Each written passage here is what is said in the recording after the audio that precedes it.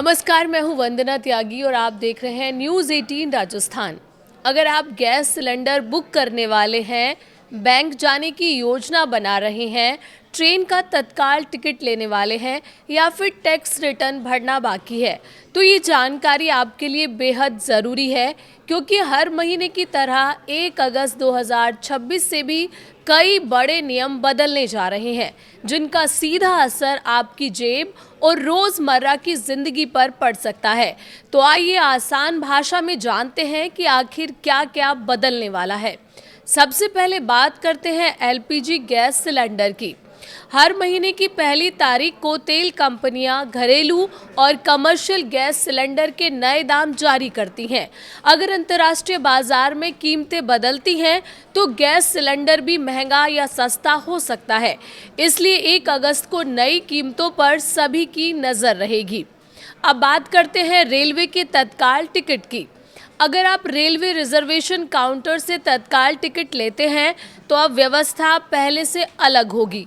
अब काउंटर पर पहले टोकन मिलेगा और उसी के हिसाब से आपकी बारी आने पर टिकट बुक किया जाएगा।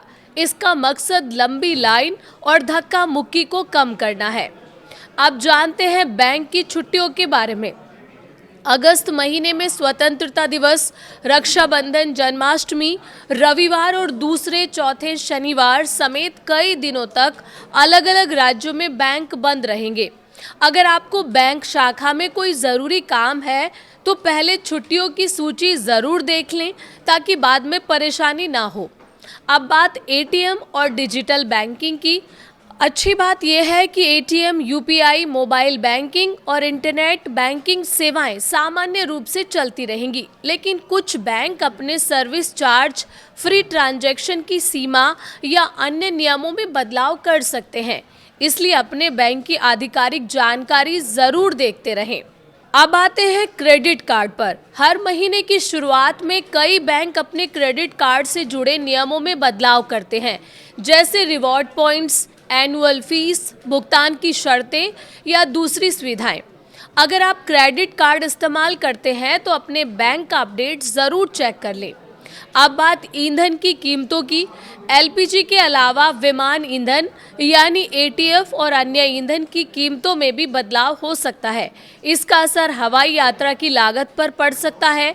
अगर आप अगस्त में फ्लाइट से यात्रा करने वाले हैं तो किराए में बदलाव देखने को मिल सकता है। अब सबसे ज़रूरी अपडेट इनकम टैक्स रिटर्न यानी आईटीआर को लेकर। अगर आप ऐसे करदाता हैं जिन्हें आईटीआर 3 या आईटीआर 4 भरना है और जिनके खाते का ऑडिट ज़रूरी नहीं है, तो आपके लिए आखिरी तारीख 31 अगस्त 2026 है। अगर तय समय तक रिटर्न दाखिल नहीं किया तो आयकर कानून के तहत 5,000 रुपये तक की लेट फीस देनी पड़ सकती है। इसीलिए आखिरी तारीख का इंतज़ार ना करें। और आखिर में बात होम लोन और ईएमआई की। अगस्त में भारतीय रिजर्व बैंक की मौद्रिक नीति बैठक होने की संभावना है। अगर रेपो रेट में कोई बदलाव होता है तो इसका असर home loan, car loan, EMI और फिक्स्ड डिपॉजिट यानी एफडी की ब्याज दरों पर भी पड़ सकता है। तो कुल मिलाकर 1 अगस्त 2026 से कई ऐसे बदलाव लागू होने जा रहे हैं जो सीधे आपकी जेब और रोज़मर्रा के खर्चों को प्रभावित कर सकते हैं।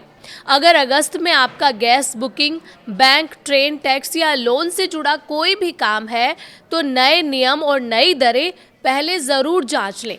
थोड़ी सी जानकारी आपको अतिरिक्त खर्च और अनावश्यक परेशानी से बचा सकती है।